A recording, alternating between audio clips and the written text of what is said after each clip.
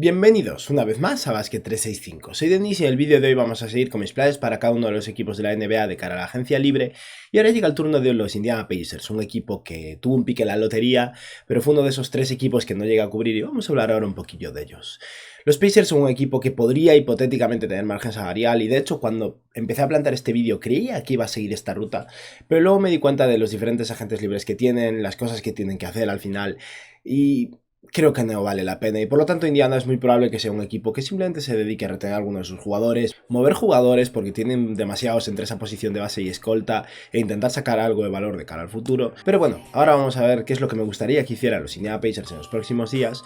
Y antes de nada, si estáis aquí me imagino que es porque os interesa la NBA, así que os animo a que os suscribáis, dadle a like a este vídeo en particular si os ha gustado y comentadme abajo lo que opinéis y ahora ya sí, vamos a empezar.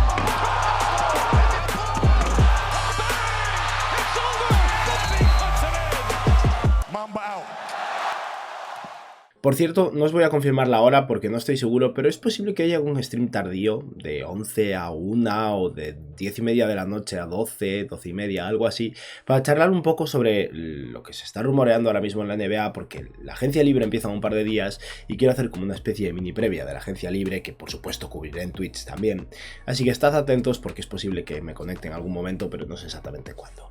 Y bueno, vamos a hablar entonces de los Pacers que, como decía, podrían hipotéticamente tener 25,1 millones de dólares en margen salarial, incluso llegar a los 30 millones si cortan a jugadores como Shea Brissett, Taylor Terry y Dwayne Washington Jr.,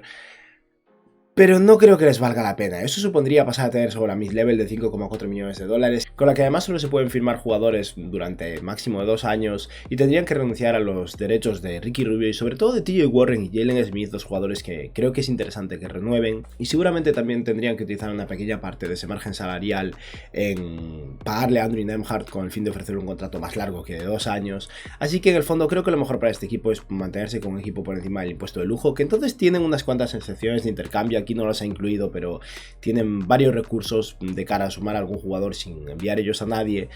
Tendrán disponible la mid-level de 10,4 millones de dólares e incluso la bianual de 4 millones por año y por supuesto la mínima del veterano. Y en lo que respecta al draft, ya lo he mencionado un poco por encima, pero tienen a Bennedict Mathurin, que fue el sexto pick del draft, que obviamente formará parte del equipo. Su salario de 6,5 millones de dólares en este primer año ya lo he contemplado en los márgenes salariales de los que hablaba, pero también tiene a Andrew Nembhard, que fue el pick 31 del draft, y lo lógico será que forme parte de la plantilla, por lo que es un hueco salarial y un hueco más en la plantilla, y a Kendall Brown, que fue el pick 48, que es un jugador muy atlético que se esperaba que fuera un pick más alto del draft y tal vez acabe formando parte de la plantilla, si no estará en contrato dual. Y en lo que respecta a sus agentes libres están Ricky Rubio, TJ Warren, Jalen Smith, Lance Stephenson, Nate Hinton y Gabe York. Ni Nate Hinton ni Gabe York me importan demasiado, así que no vamos a hablar más de ellos. El resto sí que los mencionaremos brevemente. Y ahora vamos a hablar un poco de las fortalezas, debilidades de los Pacers, los jugadores que tienen en plantilla y lo que creo que necesitan. Indiana está en un proceso de reconstrucción, pero no creo que los Pacers quieran reconstruir de manera muy agresiva, probablemente quieran mantenerse a flote y empezar a ser competitivos pronto. Todos sabemos que en Indiana no facturan demasiado, no es uno de los equipos que más dinero gana de la liga y no ser buenos no es beneficioso para ellos en ese aspecto, aunque probablemente les vendría bien tener una elección muy mala en el próximo draft.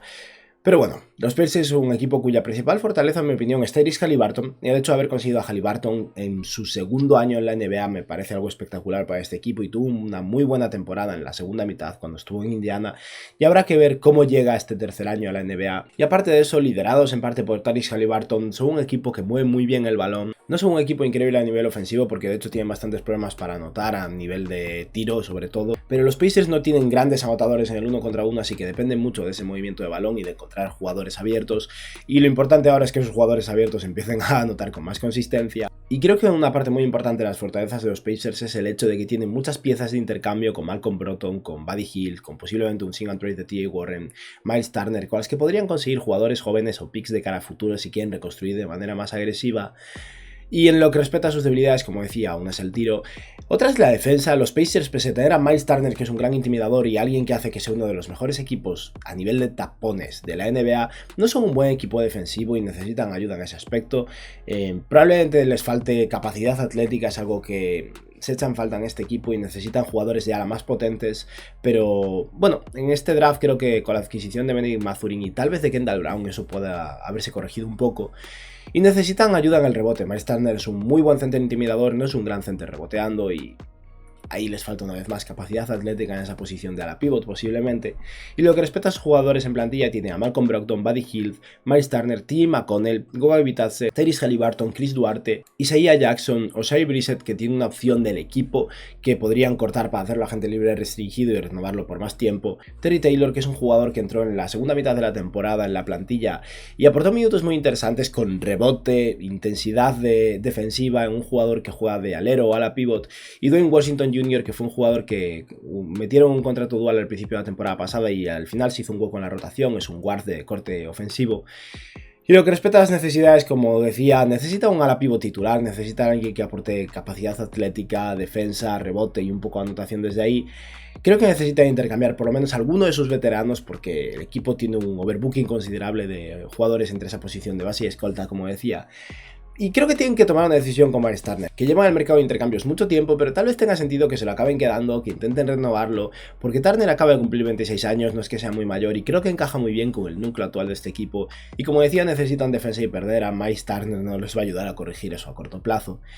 Y ahora vamos a hablar un poco de los diferentes jugadores. Primero hablaremos de los picks del draft. Benny Mathurin fue el pick número 6. Y es un jugador bueno, muy bueno, no sé hasta dónde llegará a nivel de desarrollo, de evolución, pero es joven, solo tiene 19 años a día de hoy, y es un escolta o alero. Aquí probablemente tenga que jugar de alero, mide 1,98 m, es un buen defensor, un muy buen tirador de 3 con buen tamaño, que poco a poco va evolucionando en otros aspectos. Creo que les va a dar intensidad, es un jugador que juega con mucha energía, tiro, capacidad de anotación, y habrá que ver hasta dónde se desarrollan esa capacidad de anotación individual. Ahora mismo no es que sea increíble en esto, pero seguramente sea un compañero a largo plazo junto a Tyrese Haliburton bastante interesante. Luego el pick 31 de este draft fue Andrew Nembhard, y es un jugador que me gusta bastante para este equipo, curiosamente, que no va a tener mucha cabida ahora mismo hasta que muevan jugadores, porque es un base puro, uno de los bases más puros que había del draft, un jugador ya más veterano, 22 años de edad, que pierde poco el balón, consigue muchas asistencias, es un buen tirador de 3, tiene un buen tamaño, es competente a nivel defensivo, uno de esos típicos muy buenos bases suplentes. Eso es lo que me imagino que será Andrew Nembhard. Y dado que ha sido un pick de segunda ronda, aunque fuera el primero, tendrán que pagarle o con su mid-level o con una parte de margen salarial, si es que optan por la ruta de margen salarial, si no quieren ofrecerle un contrato de solo 2 años. Así que aquí vamos a considerar que pagan con la mid-level, uno de esos contratos de 4 años, con contrato no garantizado en el tercero, opción del equipo en el cuarto, y posiblemente un salario inicial de $1,5 millones más o menos, tal vez incluso 2 millones, teniendo en cuenta que fue el pick 31, puede que tengan que pagarle un poco de más. Y Nembhard de entrada debería estar esperando su hueco, esperando la salida de jugadores como T. McConnell o Malcolm Brogdon para empezar a entrar en la rotación de manera estable, pero creo que puede ser un jugador muy interesante a largo plazo para este equipo. Y luego está Kendall Brown, que es un posible robo en el pick 48 del draft, un atleta increíble, un jugador que tiene también capacidad de pase, inteligente en ese aspecto, un jugador de ala que ha tirado muy mal, o ha tirado muy poco. De hecho, no es que sus porcentajes de tiro fueran terribles, es que no se atrevía a tirar de 3 básicamente, y es alguien que a nivel ofensivo creo que va a ser muy limitado en su carrera, como mínimo al comienzo, ¿no? Pero es alguien que, si sale bien, podría ser ese atleta en esa posición de la pivot, que les dé rebote, que les dé defensa, que les dé versatilidad. Yo lo comparo un poco con Aaron Gordon, y de entrada vamos a considerar que está en un contrato dual. Siendo el pick 48 no es raro que acabe un contrato dual, y los Pacers no tienen muchos huecos en la plantilla, pero si hacen un par de movimientos que plantearé después para generar algún hueco, lo lógico sería que Kendall Brown sea otro jugador que firme un contrato de 4 años con muy poco dinero garantizado probablemente, porque tal vez acabe siendo la pivot del futuro de este equipo y tal vez lo hayan conseguido en el pick 48. Y ahora vamos a hablar de los jugadores en plantilla. Y Ricky Rubio está claro que no va a seguir en Indiana, llegó como parte del intercambio de Caris LeVert porque los Pacers querían sacar un pick por LeVert y los Cavs querían a Caris LeVert, pero Ricky Rubio probablemente de hecho vaya a volver a Cleveland y no hay ningún tipo de motivo para que se quede en Indiana cuando, como decía, tienen exceso de bases. Luego está Lance Stephenson, que es un jugador que funciona en Indiana, es querido en Indiana, pero el equipo tiene la plantilla muy completa, han drafteado a 3 jugadores este año, creo que sería interesante hacerle hueco a los 3. Así que personalmente yo dejaría a Lance Stephenson, aunque me dé pena porque es un espectáculo verlo jugar en Indiana y realmente lo quieren allí. Y ahora vamos a hablar de los diferentes jugadores con contratos no garantizados. Está Terry Taylor, como decía. De entre los jugadores que tienen ahora mismo esta situación, creo que es probablemente el que más posibilidades tiene de no quedarse. pero de entrada vamos a considerar que se queda. Su contrato es barato, pueden cortarlo y asumir la pérdida sin problema a lo largo de la temporada porque los Pacers van a tener dinero. Aún si deciden operar como un equipo por encima del margen salarial, hasta el impuesto de lujo les va a sobrar. Y creo que al final, como decía antes, esa capacidad defensiva y esa capacidad de rebote puede ser interesante y habrá que verla funcionar en un equipo que hipotéticamente debería intentar ser más competitivo para ver si Terry Taylor es realmente un buen jugador o simplemente un jugador de un equipo tanqueando. Y Dwayne Washington, como decía, es un jugador que me gusta, de corte ofensivo. Es un base escolta. En este equipo, si consigue hacerse un hueco como escolta anotador, aunque sea un poco pequeño, tal vez tenga cabida, porque les viene bien esa capacidad de anotación individual y Dwayne Washington la tiene. Si no, es posible que acabe cayéndose de la rotación y perdido un poco en el limbo de la NBA, pero vamos a considerar que de entrada lo conservamos también. Y luego está Oshae Brissett, que como decía, podrían retener por un año muy barato y luego intentar renovarlo como agente libre sin restricciones, o podrían hacerlo agente libre restringido ahora. Yo personalmente creo que lo haría agente libre restringido ahora porque el precio va a ser mínimo. Oshae Brissett ha tenido algún flash, pero está lejos de ser un jugador muy cotizado y tal vez lo puedan renovar por un poquillo más en vez de la mínima del veterano, unos 3 millones por año, pero creo que podrían atarlo por 3, 4 años, incluso hacer que el tercer año no sea no garantizado y el cuarto año una opción del equipo o algo así. Simplemente ofrecerle una pequeña mejora frente a las condiciones habituales de un jugador cobrando la mínima. Y Brissett al final es un jugador de ala joven con capacidad de anotación que ha tenido sus flashes y que un equipo que, como decía, necesita atletas en esa posición de alero o ala pivot tiene mucho sentido y espero que retenga a largo plazo. Vamos ahora a pasar a hablar de las diferentes renovaciones. Y Jalen Smith es un jugador que me gusta mucho, que está en una situación rara, porque ha llegado a Indiana tras ser intercambiado desde los Phoenix Suns, pero en ese contexto de pick de primera ronda cuyo siguiente año de contrato fue rechazado, los Pacers solo le podrían pagar la parte equivalente a su contrato de la próxima temporada, a menos que utilicen su excepción de mid-level. Es como si no tuvieran derechos ver sobre él, por limitaciones contractuales básicamente. Y debido a esto, creo que los Pacers lo que deberían hacer es gastar su mid-level en Jalen Smith. No su mid-level completa, pero creo que hay equipos que deberían estar dispuestos a ofrecerle 7-8 millones de dólares a Jalen Smith. Y si fuera Indiana, yo se los ofrecería. Como decía, reservaría una parte para Andrew Nembhard, 1,5 millones más o menos, o 2 millones de esos 10,4 millones de dólares totales. Tal vez pueden reservar incluso 1 millón más para Kendall Brown, para cobrar lo mínimo, pero Jalen Smith podría ofrecerle un contrato de unos 7-8 millones de dólares por varios años, y creo que de verdad es un jugador muy bueno que por el hecho de ser drafteado por los Suns y estar en un equipo donde no encajaba, se cayó un poco en el olvido, pero en su etapa en Indiana funcionó bien. Es un buen tirador de 3 con potencial defensivo, un center que juega un poco de ala pivot incluso, y tal vez consiga convertirse en el sustituto de Miles Turner a largo plazo, por lo que yo intentaría atarlo por bastante tiempo, y esperemos que nadie le ofrezca una mid-level completa de 10 millones, no creo que vaya a ser el caso.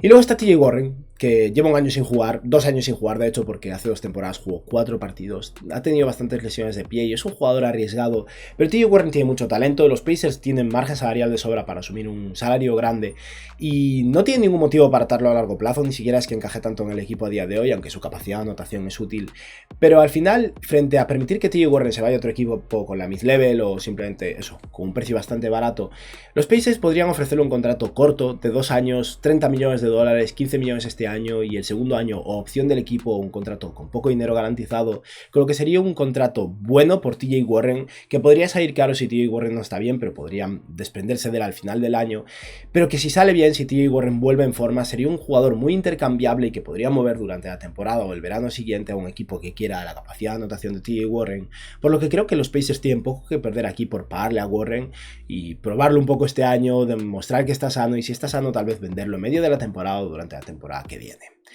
Así que vamos a considerar que TJ Warren se queda en el equipo y vamos a hablar de un par de extensiones, una que no voy a ofrecer o no voy a plantear, que es la de Goga Bitadze. Bitadze fue un pick de primera ronda hace 3 años, es un center que con Jalen Smith, que me importa más que Goga Bitadze a día de hoy, Isaiah Jackson, que fue un pick de primera ronda del año pasado que me gusta mucho, y Miles Turner, al que aquí voy a plantear que se queden, porque creo que de verdad encajan en este equipo y tiene mucha lógica que lo retengan y que intenten que sea la ancla defensiva de este equipo.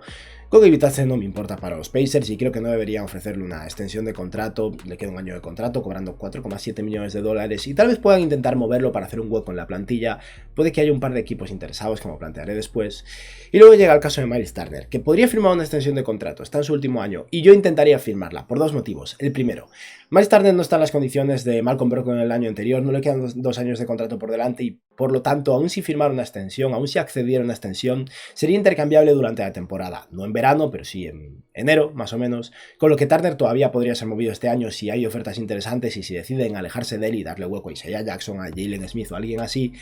Y al mismo tiempo Miles Turner está en una posición rara, porque es un center, y los centers últimamente no ganan mucho dinero, y este contrato actual que tienes de 18 millones de dólares, y seguro que Turner, si llegara a otro equipo mediante un intercambio, intentaría presionar para que le ofrecieran una extensión con aumentos salariales y poderse por encima de 20 millones de dólares. Yo personalmente no creo que lo merezca. Y creo que los Pacers podrían hacerle una oferta en un punto intermedio, ofrecerle 2 años de contrato de extensión, 18 millones más por año para que se quede con un salario plano, y de esa manera Miles Turner se asegura bastante dinero y aún así algo de flexibilidad de cara a ser agente libre con 28 años, que tampoco estaría mal para él. Si Miles Turner no accede a esta extensión, yo aún así me lo quedaría, incluso me la jugaría con él como agente libre el año siguiente. Creo que hay centers interesantes en este equipo también y no es malo para los Pacers perder su salario y generar algo de margen.